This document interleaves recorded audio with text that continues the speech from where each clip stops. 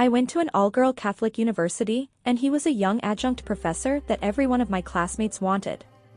Back then he recently graduated with his master's. He is really smart and was only 6 years older than me. I just turned 18 at the time and was on my first year. Back then I suspected his affection for me, but he wasn't inappropriate or creepy.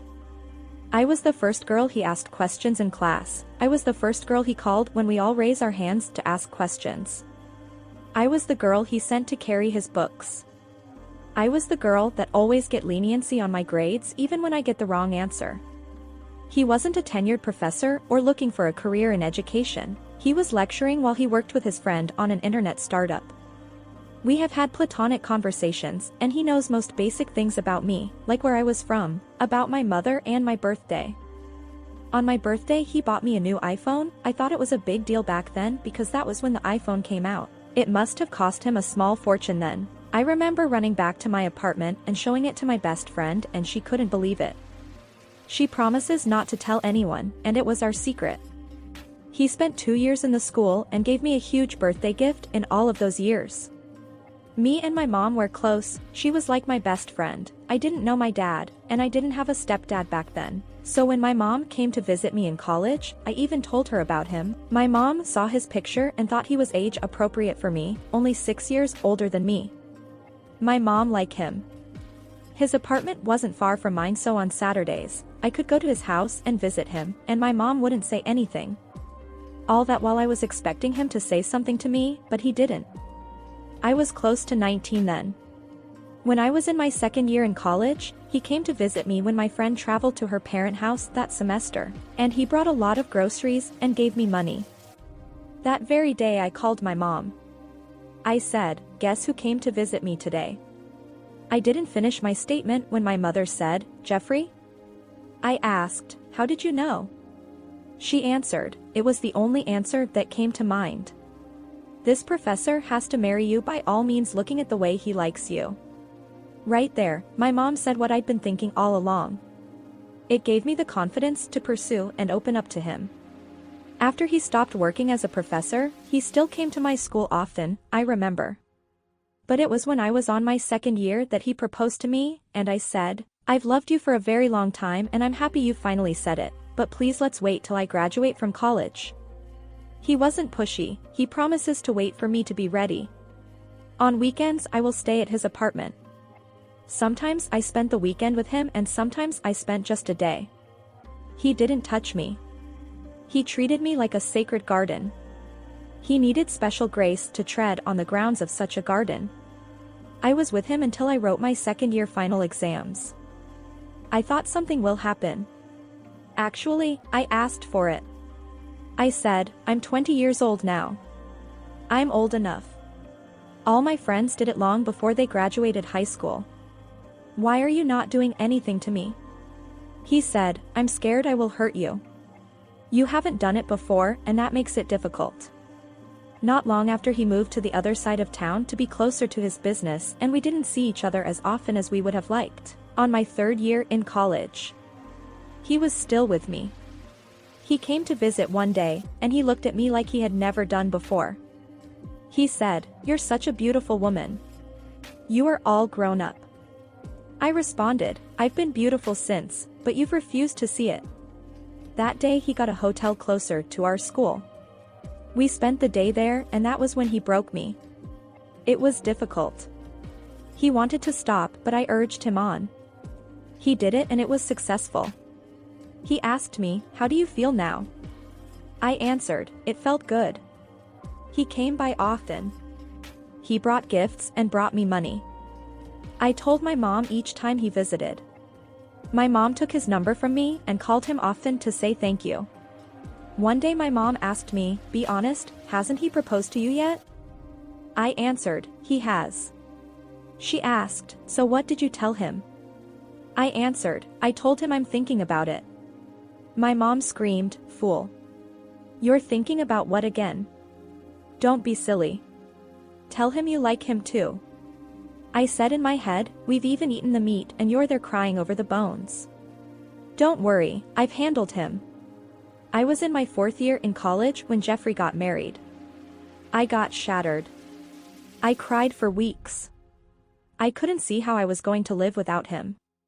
I called his phone several times and he didn't pick up. In tears, I called my mom and told her what had happened. She screamed, "Oh. How can he do this to us?" No, he didn't try at all. I wasn't with her, but I know my mom. She probably cried too. I heard from him 3 months later when the pain has subsided. My question was still the same, why did you do that? He said he was sorry, I was ready for marriage, but I didn't think you would be ready very soon. Please forgive me. I'm really sorry. I know I've hurt you, but please forgive me. My mom too called him, and he said the same thing.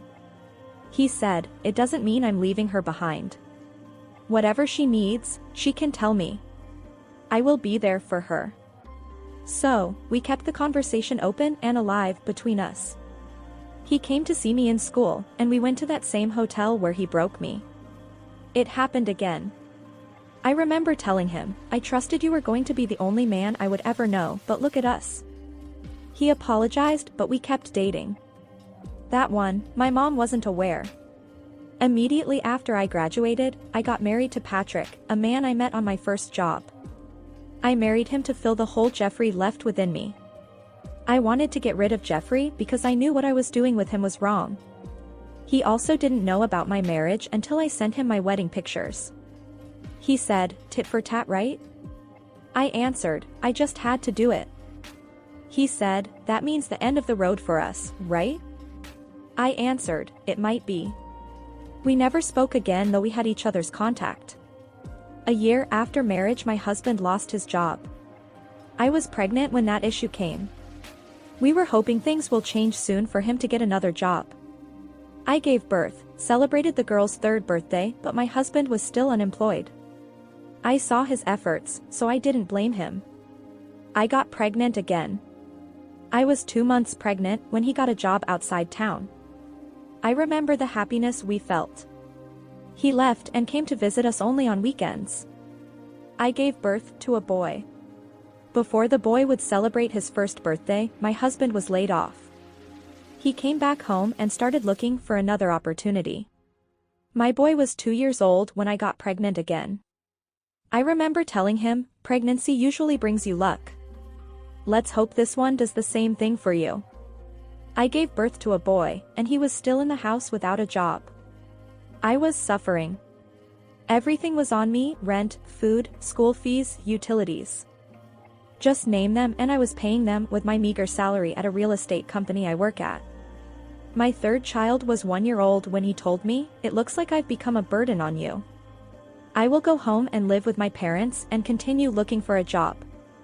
That would lessen the burden for you.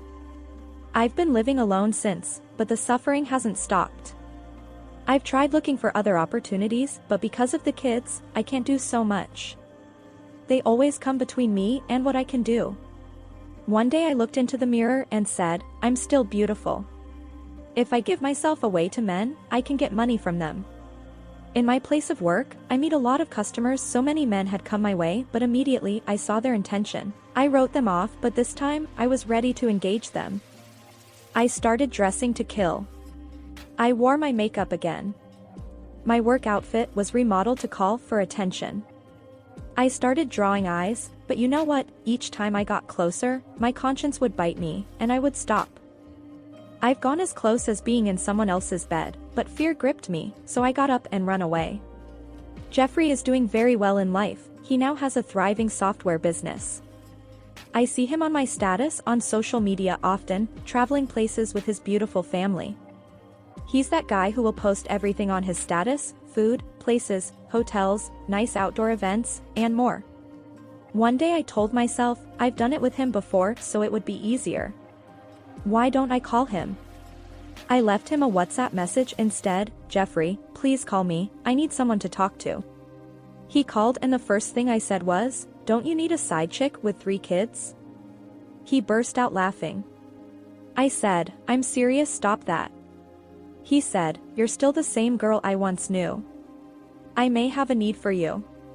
But tell me what the problem is. I told him everything and ended with, it's all your fault. I'm the one you should have married, but see what you did to me.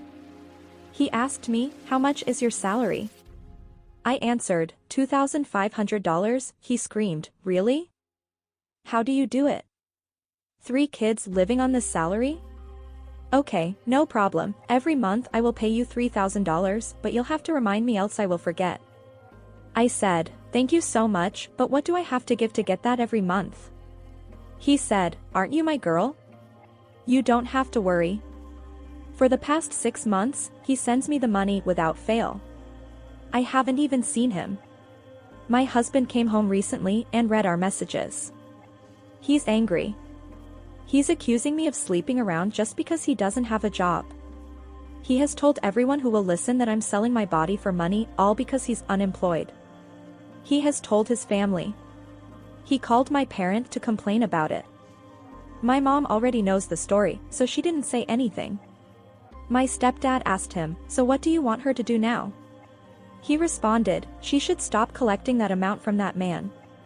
She should send him the message in my presence and stop everything. She's an embarrassment to the marriage institution. My dad asked me, are you going to do that? I answered, no, I won't until he gets a job and takes his rightful place as the man of the house. Currently, he's back living with me. He has taken my phone and refused to give it back to me. He said I should open it for him to talk to Jeffrey before he would give it back to me. I told him, never on this planet Earth would I do that, unless you kill me. You either believe me or you get a job. I want to know, am I doing the wrong thing here? Yes, my intention of reaching out to Jeffrey was bad, I agree, but it ended up yielding a positive result. Should I let all that go? Please help me. This is an interesting story to react to because it's very controversial. Her husband is jobless and cannot provide for the family. And you can make an argument that she's not having sex with Jeffrey. So she's not having sex for that money, so it's free money. Then there's another opinion that what matters is the intention. For example, if Jeffrey rolls into town right now, she would be available. So you can say that the fact that she is available and the intention is that she would be available anytime Jeffrey rolls into town, then she's practically cheating. That's another opinion. This opens up a serious discussion about gender roles. Before we move forward, let's make something clear about their marriage. She does not love her husband. Remember in the story, she said that the only reason she married Patrick was to fill a hole left by Jeffrey. So you can automatically label her as an alpha widow. The definition of an alpha widow is a woman who holds attachment that is still fixated on the man who made the most impact in her life. And it's difficult for a man to develop loyalty from an alpha widow. On the traditional gender role, men are the providers. Although it's changing. Now we have more women working, women making as much as men are making. So both men and women are providing for the family. But primarily, men are the provider. And they take that job as a sole provider very seriously. But when a man is not capable of providing for the family, should he still be expected to be loved and have the loyalty of the woman? What happens when the gender roles are switched? If you follow some of the red pill stuff, you must have heard a principle that women are capable of showing unconditional love towards their own children, their pets, and even other women. But towards men, they are incapable. Of course, according to this theory, the only women that can love you unconditionally are your family members like your sister and your mother. I want to know what you guys think about that theory. So my final question for you listeners is, if you were the husband, what would you have done? I would like to know your opinion about this story. Please comment below.